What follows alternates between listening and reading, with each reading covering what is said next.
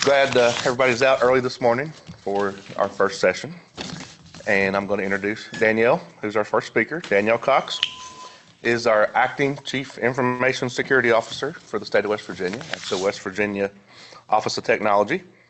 And she manages all the state's security operations, directs the risk management and vulnerability programs, and identifies risks to state data, personnel information, application systems, and she's the lead trainer and implements all the cybersecurity throughout the state's enterprises.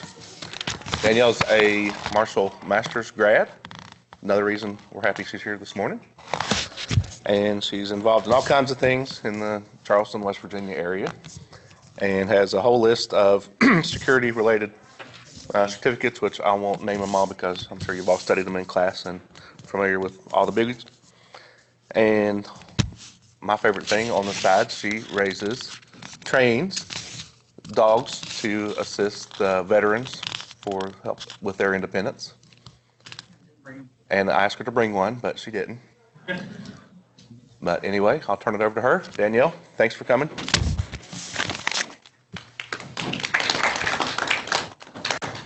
Okay. Sorry, I am Sans puppy. It is a little hard work managing a presentation and the dog. Sometimes the dog would much rather visit with all of you than lay down on the floor and behave. So like Bob said, I am the state's Chief Information Security Officer at the moment. We do a wide variety of things, and I'm here today to talk to you about some cybersecurity within the state.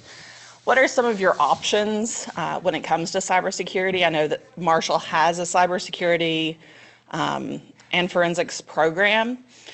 But just because you're not in that particular program doesn't mean that cybersecurity might not be a field you want to get into. So I want to talk about the industry in general. I also want to talk to you about what our office, which we call ourselves Cybersecurity Office or CISO, what are some of the roles that we do for the state, just to give you ideas of future career paths. What are the challenges we face? We have some fun stories of what happens when we fail, because we will fail. And then if I have time, I want to talk about e-reputation, just to remind you guys when you're applying for jobs, things you need to look out for. And there is no clock up here. No what? No clock. Oh, sorry. It's okay. Just want to make sure I don't ramble on past my time. Okay, so there's three kind of areas or types of business that you'll get a job in when it comes to cybersecurity. It's pretty standard for any environment, but you have public, which is any of our government sector. You have the private, and then contractors, which is private, but they do work for both public and private.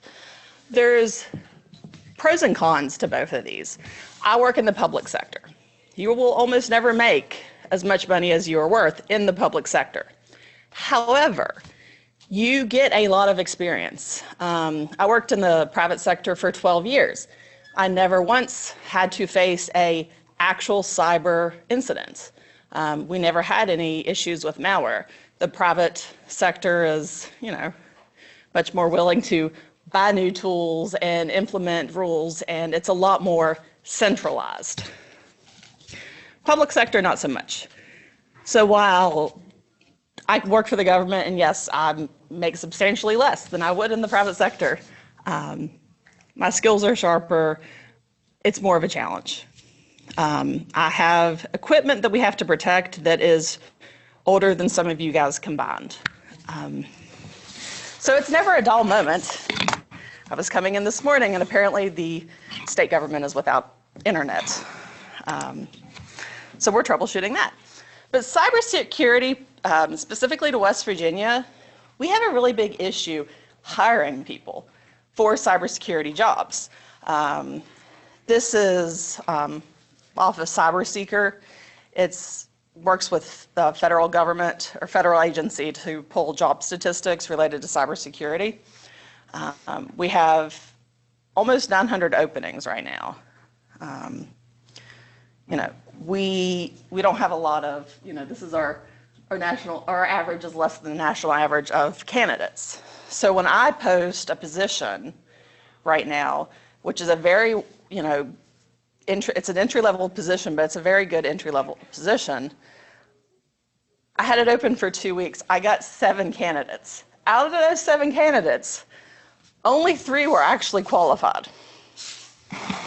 So that's one of the reasons I'm here today, to try to encourage people to look at these cybersecurity jobs, because public, private, contractors, we're all facing the same issue, is we don't have that good cybersecurity workforce, and the jobs are there. Even government is catching up to paying out what they're supposed to with cybersecurity. That's one of the first things we want to address in our team, is figuring out how we can appropriately compensate. Beautiful map to show you where West Virginia ranks. We have very few cybersecurity workers available to our industries. So if you stay in West Virginia and you're looking for a cybersecurity job, they are out there. They do pay well compared to other IT jobs. And this is why, and you guys, you all know this, everything is turning digital. We have IoT devices at everywhere. I mean, you guys scan, this was not around in 10 years. Our teacher, when I went to school, our teacher literally took a sign-in list. We didn't have scanners. But the cost of not having cybersecurity experts on your team is astronomical. South Carolina, Target, Equifax. I hope everybody's heard of this in the news. These breaches actually structure how we hire and how we look at the future as an organization, because we don't want to be associated with the South Carolina breach or a breach like Equifax that really impacted everybody. In our industry, when we go to a conference and somebody mentions South Carolina, you know exactly what they're talking about. And it's been 8, 9 years at this point since they've had a massive breach of taxpayer information. So one of our main goals is to not be one of those names on the presentations. Like I said, everything's connected at IT, and this stuff that you see in your home, you also get in the workplace. The wireless system, the smart thermostats, all that stuff is actually in your workplace too, and those are also devices that we have to worry about. The Target breach was because of an HVAC, an administrator on an HVAC that got into the network and pivoted. You know, the Marshall campus here has an HVAC. Does it have a public-facing or web-facing web interface?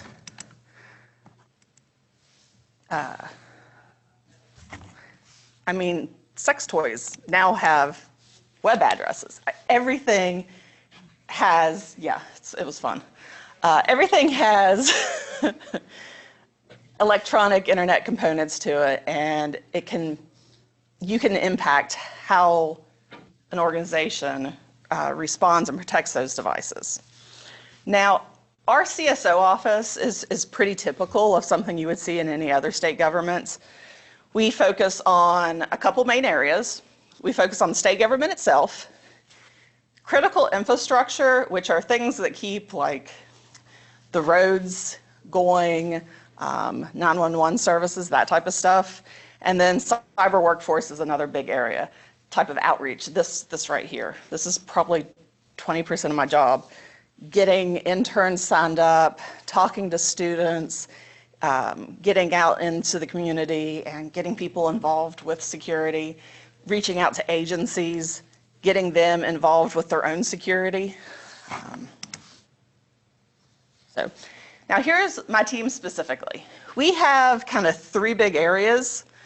Security operations. Now when somebody says cybersecurity, security operations, that's what most people think of. They think of, unfortunately, like the TV hacking scenes that are always so comical, you know, like NCIS, where they have 2 people on a keyboard typing and magically hack something. So that's security operations. What our team does from security operations is we protect the perimeter. So we're responsible for the perimeter firewall. we're responsible for monitoring traffic abnormalities. So if we see like a large amount of shady traffic, we will respond to that. They also are responsible for incident management. If we were to have a malware outbreak or ransomware take out a server, that's the team that will respond to that. They also do antivirus. Antivirus often falls in cybersecurity. The deployment of definitions and the software to monitor for antivirus falls within the cybersecurity group. We also do investigations, which I know Marshall has a forensics program. The state has a forensic investigator. We have worked with, I mean, we're on first name basis with a lot of people from the FBI, unfortunately. We've got to work with them. We have worked with the Secret Service for counterfeiting issues before. We've worked with the FDA, state police, just about every city and county official or state police force that you can think of. So while we do manage, the government, computer systems, when you think about that, the state provides access to people at libraries, at workforce facilities, some schools. So we get a lot of the public on our network, and that's usually where our investigation comes in. Our office is directly responsible for the conviction of 13 child predators in the last 7 years, which we're really proud of. Again, that's all the forensics and the investigation side of the house. What that also does is a lot of human resource investigations. I mean, an obscene amount of human resource investigations. Unfortunately, I think our office is probably responsible for more firings in the state than any other office. Waste of resources is an offense you'll get terminated for, and our team will find the evidence of that. We also do all the website filtering, access, that type of stuff. We, block categories that you shouldn't be going to on work machines, and do that type of investigation. The team I used to manage directly is the admin and auditing team, and this is probably the area where there's the most growth recently, and people don't really associate it with cybersecurity as much as they should, because they're always thinking, forensics or, pen testing or something to that nature. But, I have one guy that does vulnerability scanning. He scans the entire network every single month, and he creates vulnerability reports, so he knows every single weakness in our state government. If he would ever, turn on me and want to burn bridges as he goes, he could take down the entire state at this point, because he knows every single thing, because that's his job. He jokingly says his job is also to tell people what they've done wrong, and he's correct. He goes back behind people and says, hey, you configured this brand new printer, and did you know you left all the unnecessary ports on it? That printer is printing out sensitive information. You might want to switch that. So that's his main function. We also do IT audits. When you do audits, you think of the IRS coming in and audit you. Well, guess what? The IRS comes in and audits IT systems every 3 years. It's the worst process of my life. They come in, they audit our mainframe, all the network.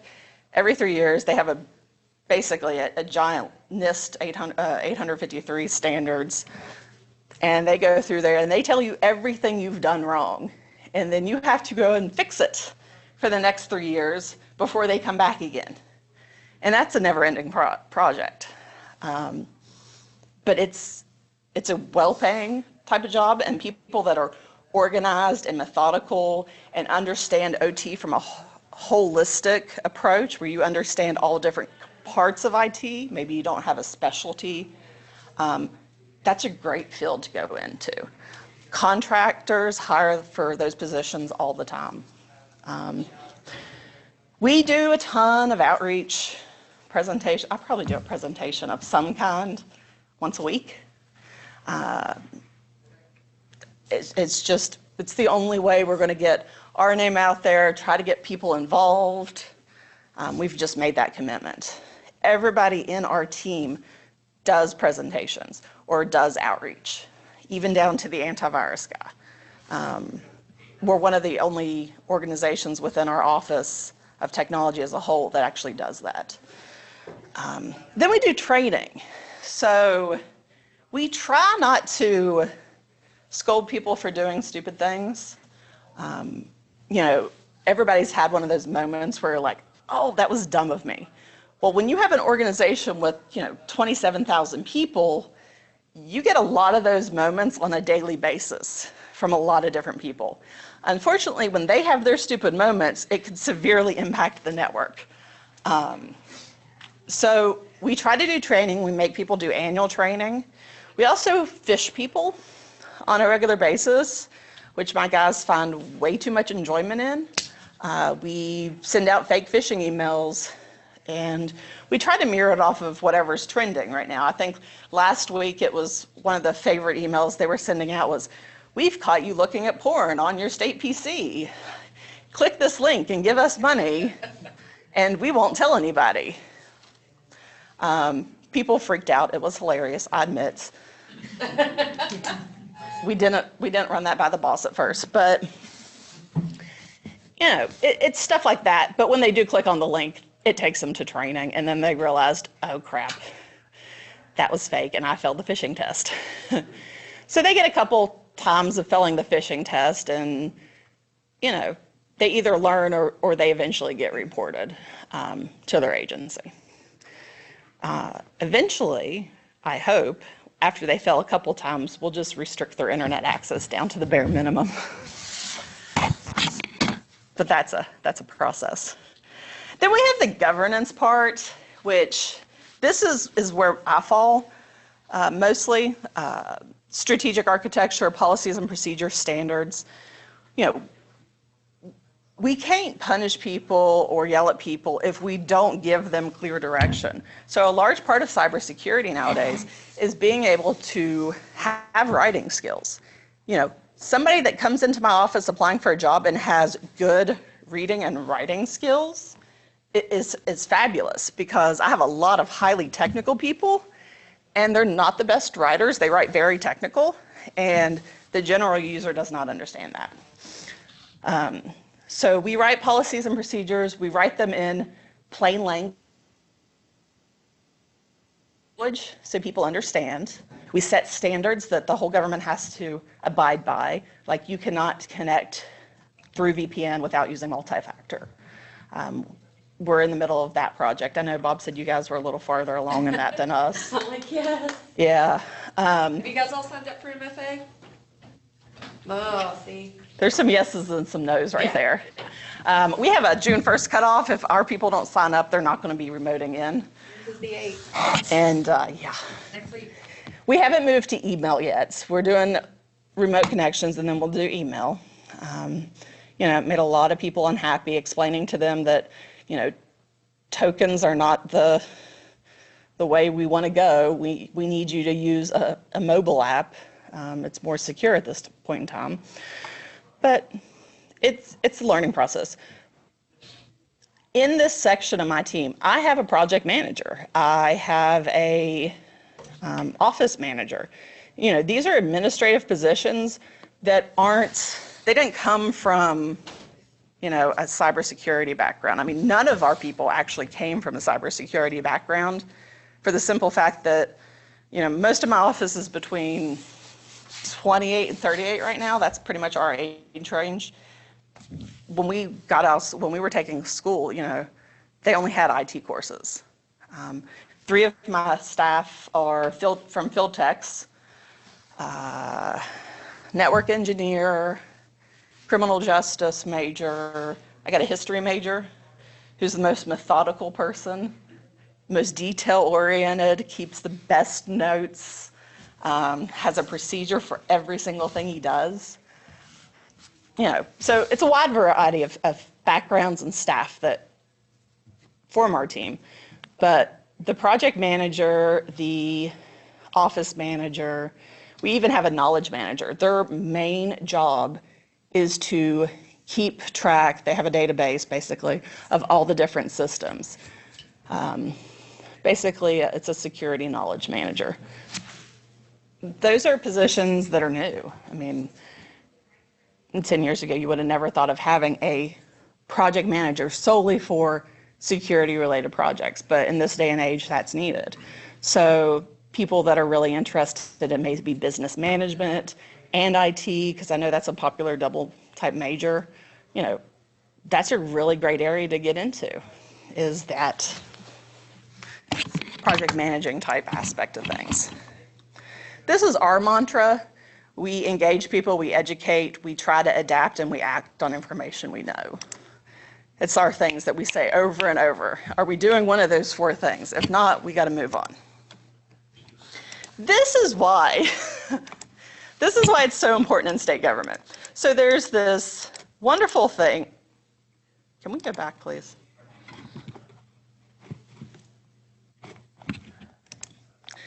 There's this wonderful thing called shared risk. So in a state government or in any large organization, what one group does without proper segmentation or security controls, decisions in one team impacts a decision in another team. That's why it's really important for organizations and people to look at security holistically from a high level. We often go into an organization, an agency or a department, we tell them, you can't do what you want to do. If you do that, you're risking everybody else. So, the threat landscape. Why are we doing this? What is the main goal? So, usually what happens, and I love Dilbert to death, people don't plan. And so cybersecurity, a lot of our work goes around that planning aspect, so disaster recovery, incident management, understanding what you're going to do when something goes wrong. That's a huge part of our job.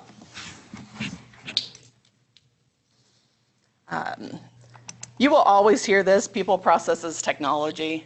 Cybersecurity, we think in 3s all the time.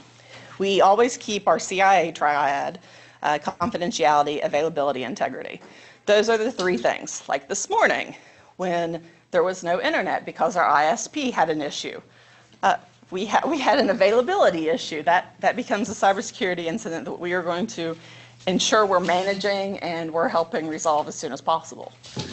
So while a threat actor didn't take out our internet, our team is still going to be responsible for ensuring that it gets back up and running. We're going to troubleshoot and help other teams as needed.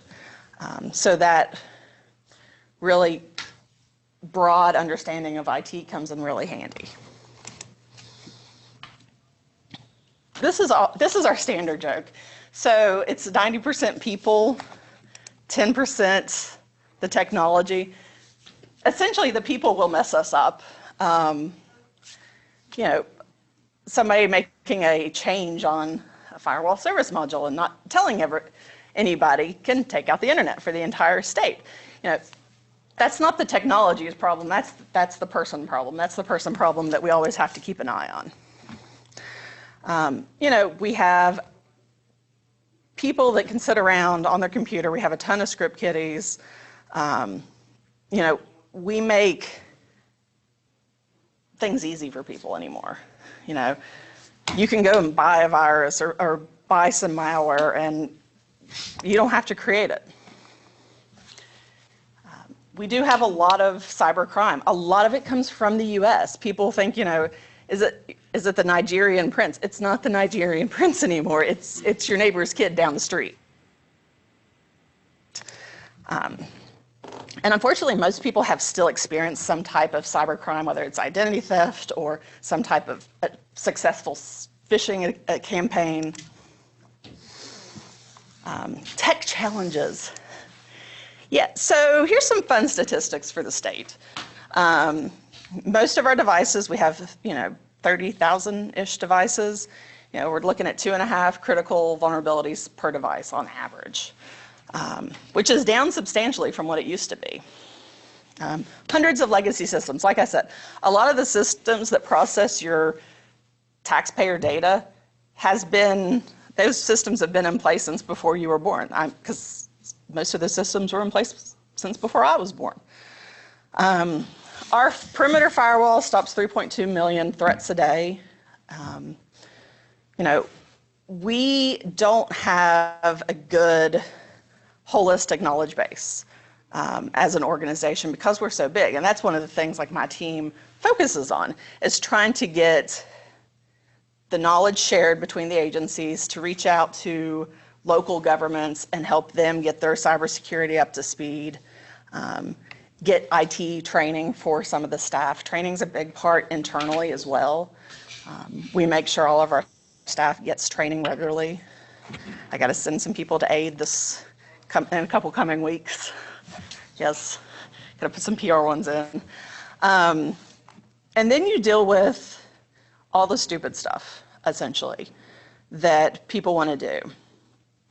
And in government, you get a lot of politics that come into play. So maybe somebody wants something really stupid, but if they're far enough up the food chain, you're going to have to figure out how to make it work and how to make it work securely. Security and defense. This is just a really great concept for anybody in IT to understand. You can't just put a firewall up. You can't just put antivirus up. You have to secure at each level in an IT structure. Now, this is what we deal with. So people want this wonderful service, and we have the reality of not having a lot of money, not having a lot of resources. When companies like Google, Microsoft, and Apple make some of this stuff available for free, and then, we're providing, maybe a particular, like a tax website or some kind of citizen service, and they're like, it looks like it's from the 80s. Well, it probably is. It took me 2.5 years to buy a enterprise vulnerability management system. It took me 3 bids, 2.5 years. First time we bid it out, none of the vendors provided the information requested. You had to provide like the number, the amount it would cost, and like 3 pieces of information. Nobody provided it. So, okay, we'll rebid it. Second time, they just provided the wrong information. By the third time we rebid it, we had lost all hope that we would ever have a vulnerability management system implemented, but it did go through. But yeah, there's a lot of hurdles with government work. And then there's always the oopses, because it will happen. I love it, yeah. You're going to have some kind of breach at some point, whether it is a major breach that, hits the news and clears out my entire department. Because if we have a major breach, I'm gone, my team's gone, my boss is gone, full replacement's happening, much like South Carolina. The people I knew before the breach and after the breach are 2 totally different groups of people. Once this does happen, this is a whole other career path for a lot of people by itself, and that's incident management.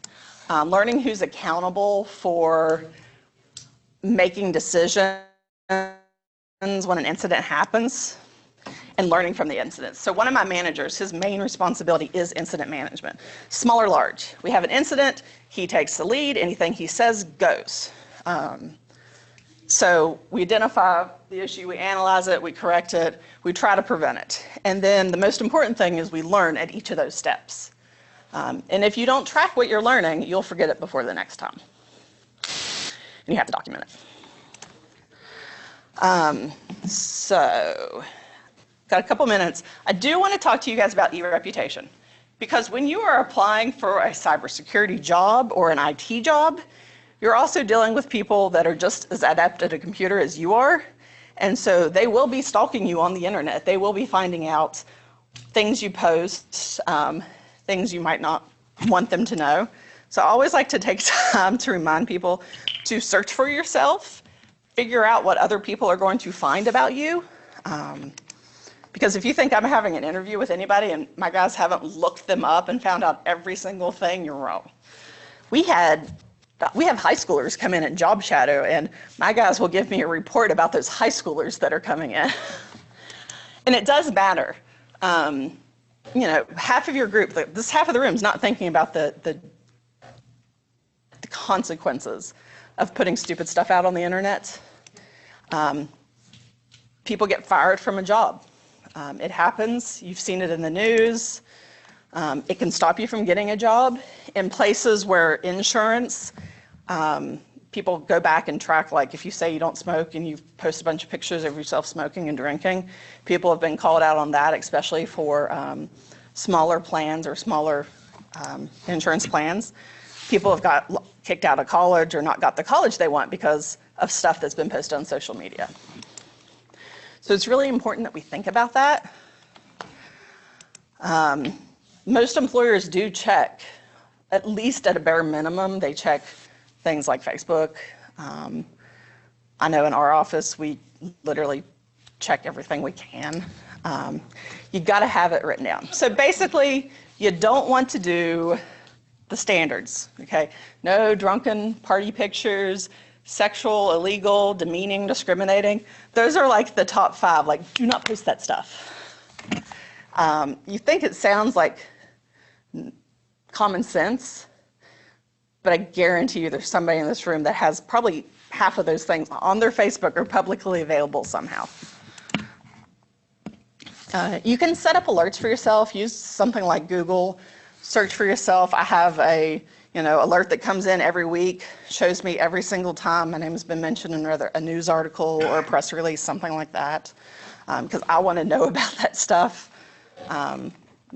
Most likely before my mom's like, hey, you didn't tell me you did this or that.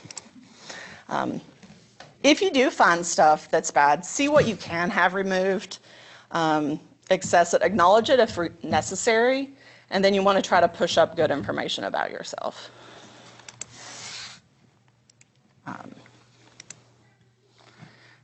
The settings on your Facebook are great, you know, remember to use them, lock people out, or whatever preferred social media you use. So I left about 10, 15 minutes, did I? I hope. Questions? Issues on, any ideas about cybersecurity? You have any questions about the field in general? Shoot.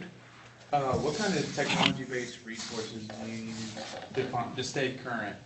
So we have one of the popular ones, which I'm pretty sure Marshall students and stuff can take advantage of, is FedVTE.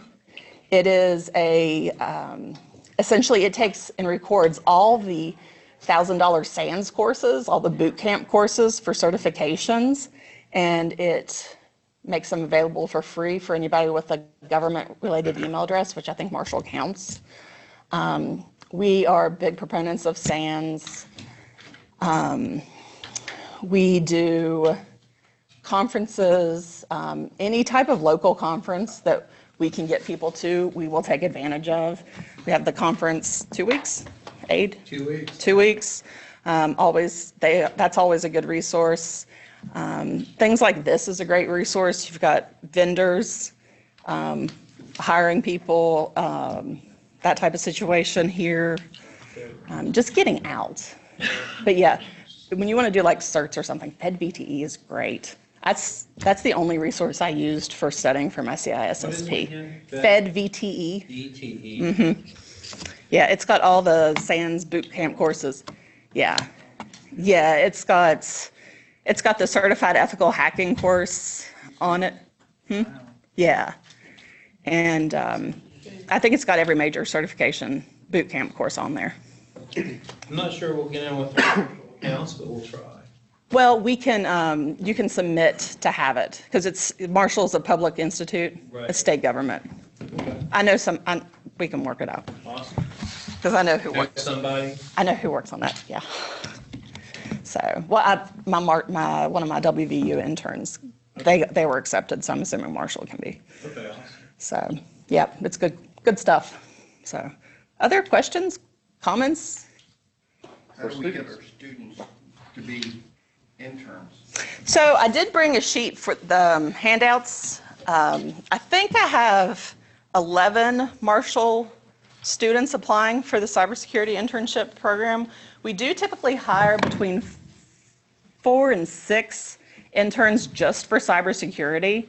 It's intern.wv.gov. I do have the handouts that I'll leave so you guys can grab. My manager's doing interviews. He might have interviews with some of you guys already. And then we'll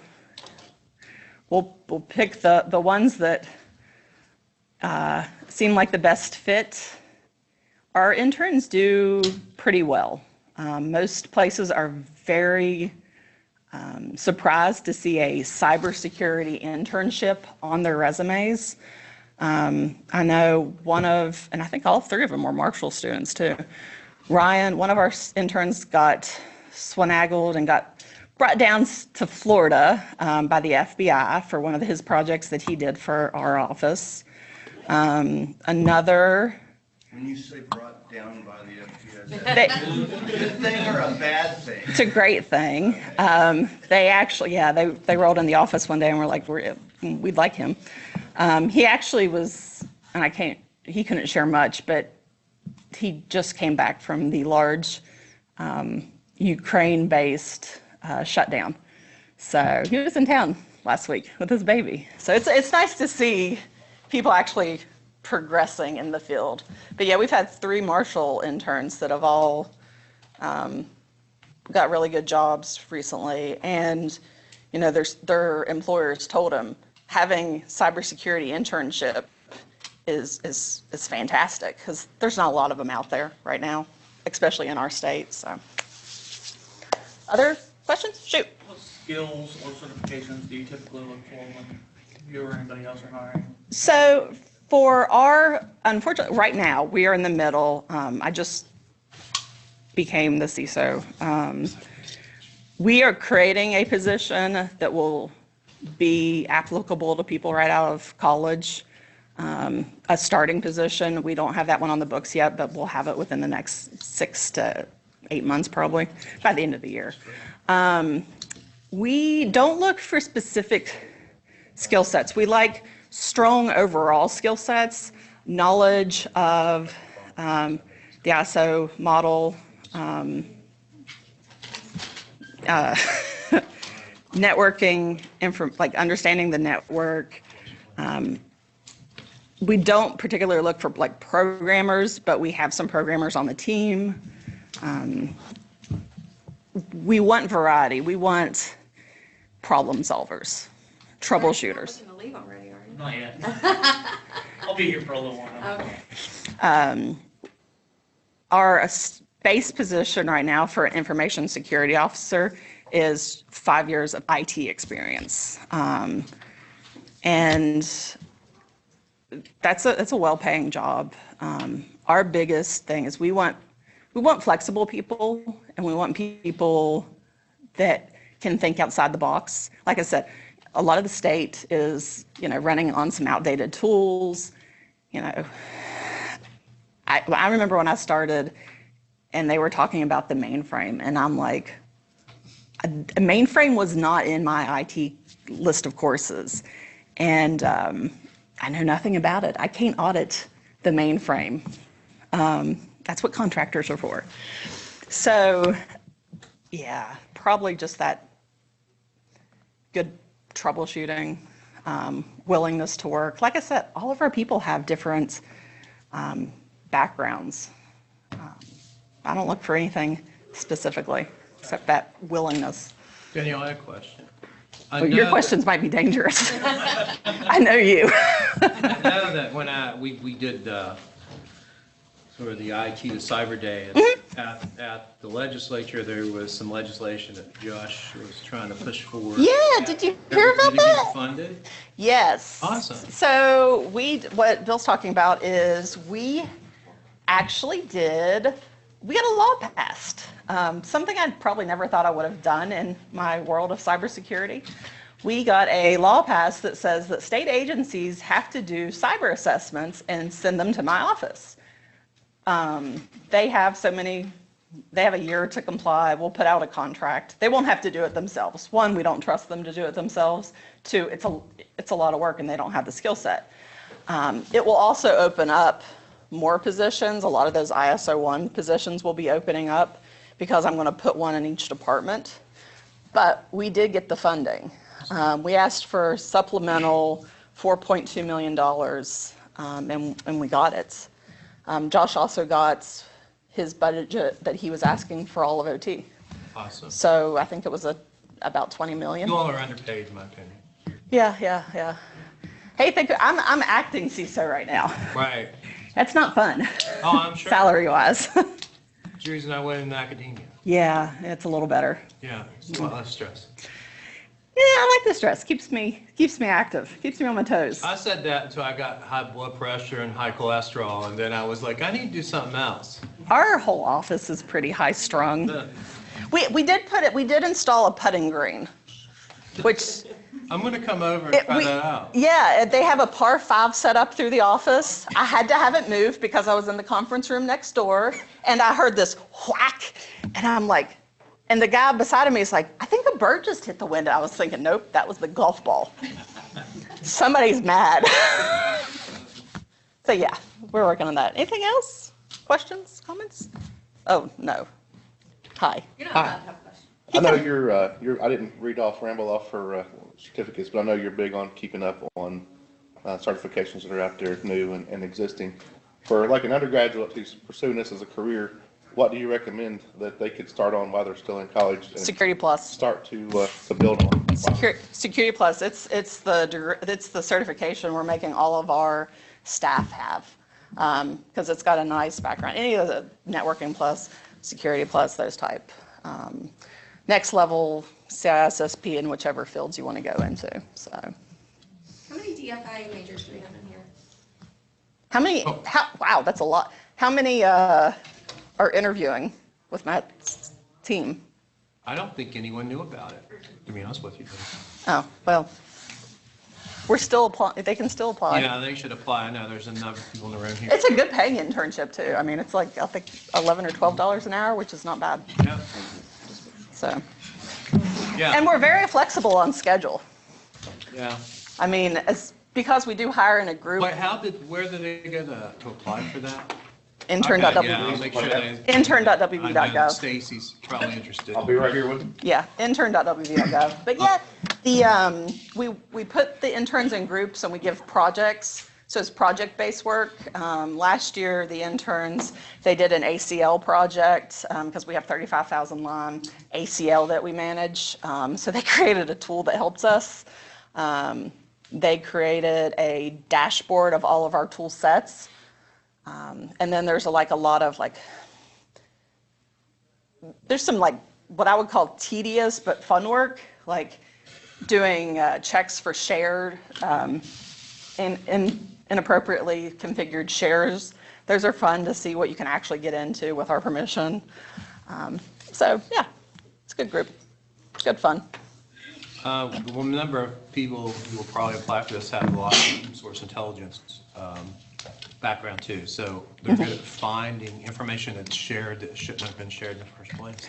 Yes, we unfortunately we get a lot of that. So yeah, and but yeah, apply. I have tasked my manager with dealing with all the interviews. It's great fun. He is not happy with me. Leroy is not a happy camper. So, but yeah. Other issues, questions? Great. All right. Danielle, thank you so much for joining No us problem. today. Glad to be here. She'll be back with us.